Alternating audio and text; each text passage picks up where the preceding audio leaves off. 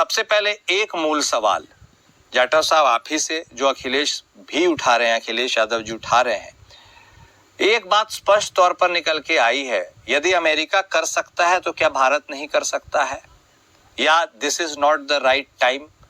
आखिर क्या कारण है? यदि हम चीन के उत्पादों को अपने बाजार में खेलने देंगे तो हम अपने उत्पादों से कब खेलेंगे, यह भी सवाल है जाटव साहब।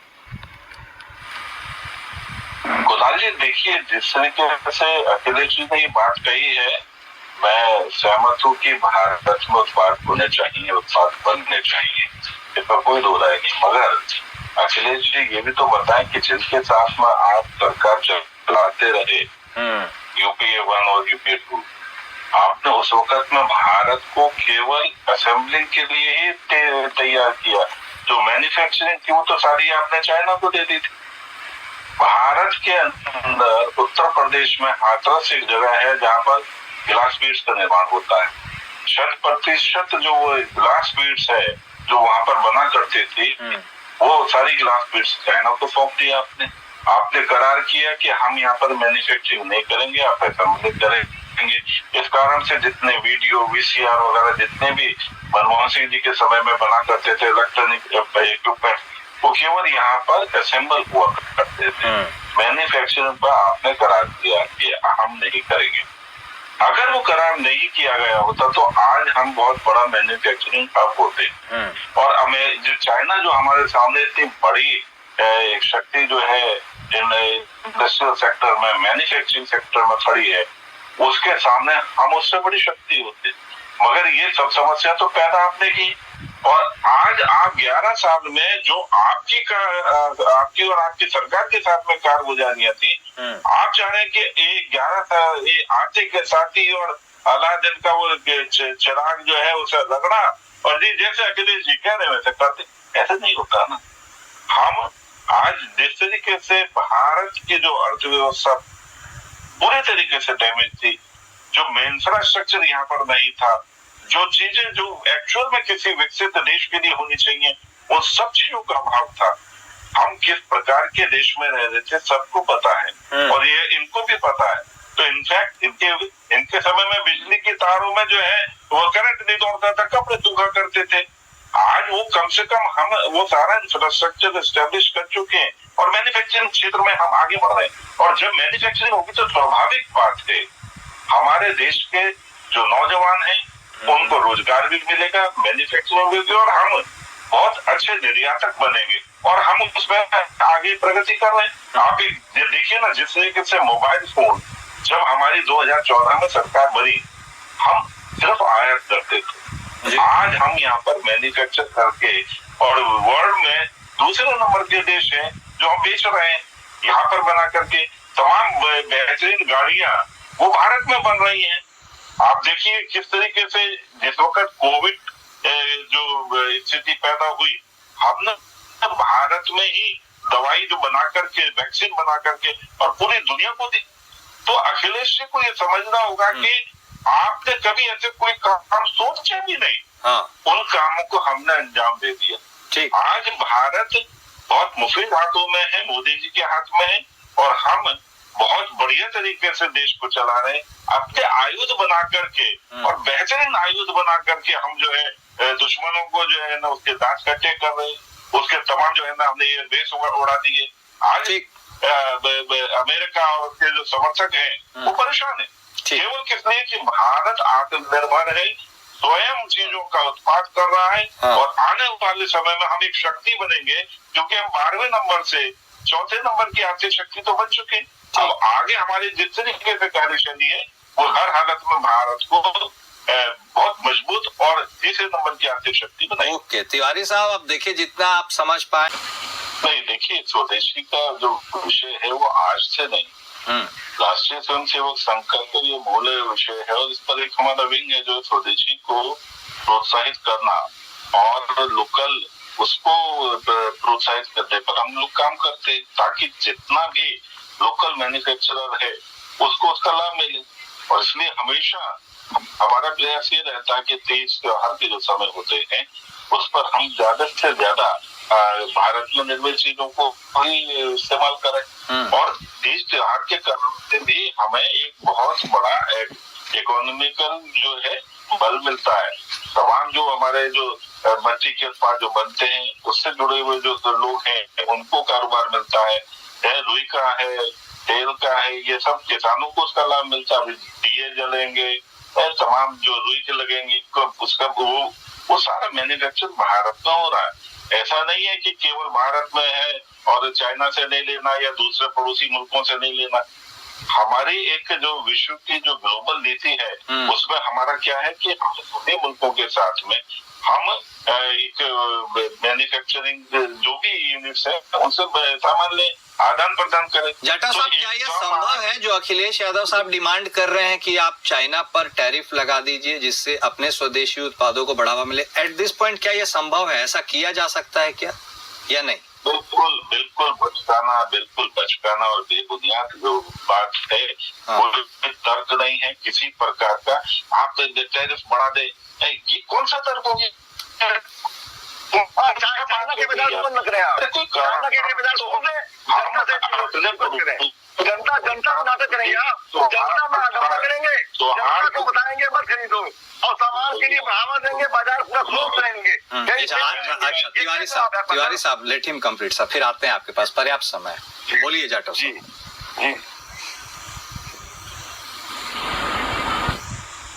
देखिए, हमें अपने पड़ोसी मुल्क के साथ में जो भी मुल्क है उनके साथ में व्यापार भी मजबूत रखना है और पूरी दुनिया में हम अपने पड़ोसी के कारण मजबूत कहलाएंगे।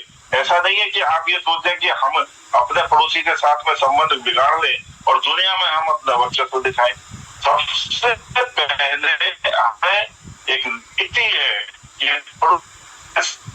संबंध और हमारे जो एशिया के जितने पड़ोसी मुल्क हैं वो भारत को भरोसा से बनेंगे, व्यापार के रास्तों को हम आगे प्रगाढ़ करेंगे।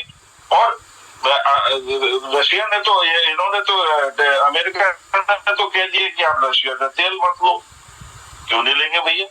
हम अपने पड़ोसियों के साथ में व्यवहार रखेंगे। आप हमारे पड़ोसी के साथ में व्यवहार इसलिए अच्छा रख रहे हैं ताकि वो पड़ोसी आपके जो गलत मंशा है उसको पूरा करने में आपका सहयोग करे।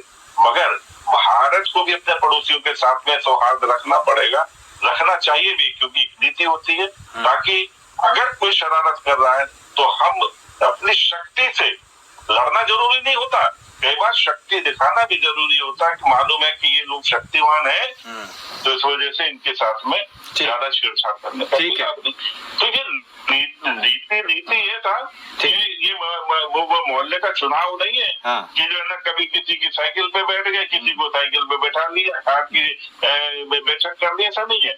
आप अच्छी तरह जानते हैं झूठा नैरेटिव गढ़ के आपने कुछ सीटों को लोकसभा में हासिल कर लिया, मगर आपकी स्थिति बहुत खराब है, जनता में आपकी बिल्कुल भी गुड वैल्यू नहीं है। आप अच्छे विचार बनाएं, आप देशभक्ति की बात करें। हर कोई ठीक बात है जाटव साहब। देखिए, लड़ाई केवल सर बॉर्डर पे तो नहीं होती है, लड़ाई मार्केट में भी होती है।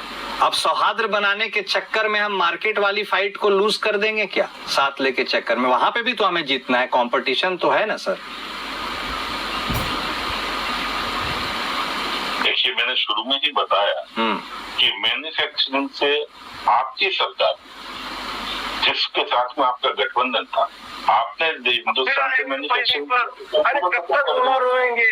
जाटव जी कब तक ओनर रोएंगे? आपका युवा समझ रहा है, आप ओनर हो रहे हैं, आप मोदी जी को सलाह देने की हैसियत में नहीं है। आपका दिल कहता है कि मैं सही कह रहा हूँ, लेकिन आप अपने दिल की बात नहीं सुनते हैं। आप मोदी के अंडर में काम कर रहे हैं, खाली बस मोदी को डर रहे हैं आप। जी बोलिए। तो आपने पूरे जो मैन्युफैक्चरिंग जिसके लिए भारत पूरी दुनिया में सोने की चिड़िया के रूप में जाना जाता था, हमारे पास में टेक्सटाइल में सबसे बेहतरीन उत्पाद रेशम हम बनाया करते थे, मखमल मलमल हम बनाया करते थे, आप लोगों ने उन लोगों को समर्थन दे रहे हैं। फिर कब हम माने जाएंगे जाटव साहब? वो सुबह कब आएगी जब फिर हम माने जाएं सोने की चिड़िया मलमल बनाने वाले? बिल्कुल उसी राह पर इस वक्त देश चल रहा है। और हम जो मेक इन इंडिया जो कंसेप्ट है उसको लेकर के केवल पहले दिन से आप देखिए मोदी जी ने मेक इन इंडिया जो कंसेप्ट शुरू किया, मेड इन इंडिया नहीं, मेक इन इंडिया।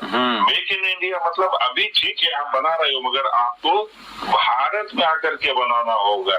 और आज भारत केवल यहाँ पर बना नहीं रहा है, आगे आने वाले समय में ये बहुत प्रगति के साथ में हमारे नौजवान, जैसा कि इन्होंने बताया, आजकल नया नाम जेन जी चल रहा है, तो वो बच्चे वो भारत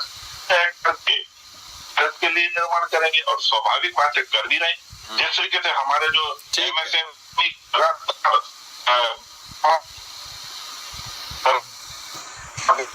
पैसा दिया, लगातार वो लोग जो है ना डिवाइस पैसा और देते जा रहे हैं, उससे सब लाभ मिलने वाला है। नौजवानों को लाभ मिल रहा है, मैन्युफैक्चरिंग में उनको किसी के सामने हाथ नहीं फैलाना पड़ रहा। आपके समय में तो जो है ना तमाम तरीके से बैंकों से जो है ना अवैध तरीके से पैसा देना, पैसा दे करके पैसा देना, ये सब था।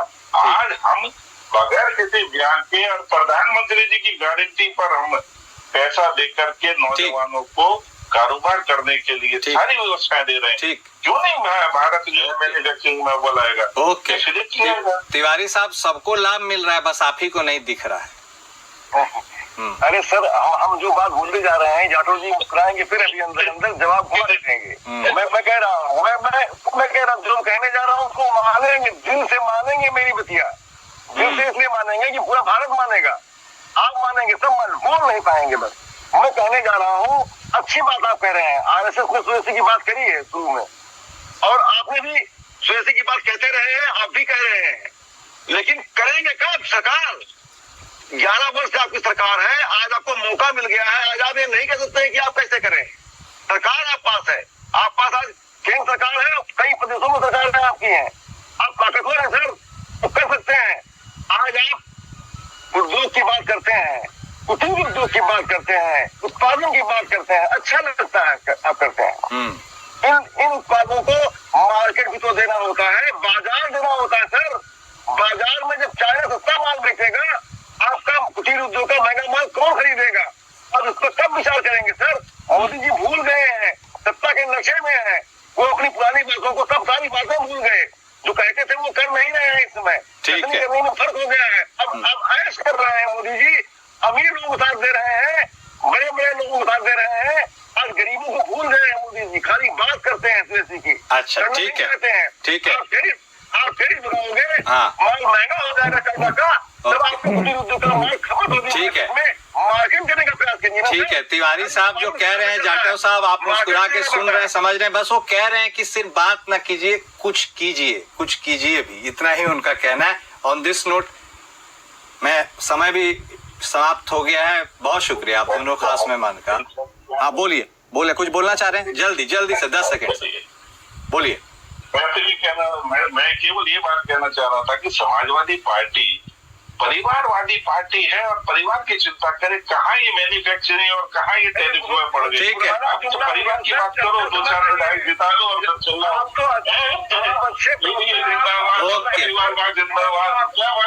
ओके, बहुत शुक्रिया आप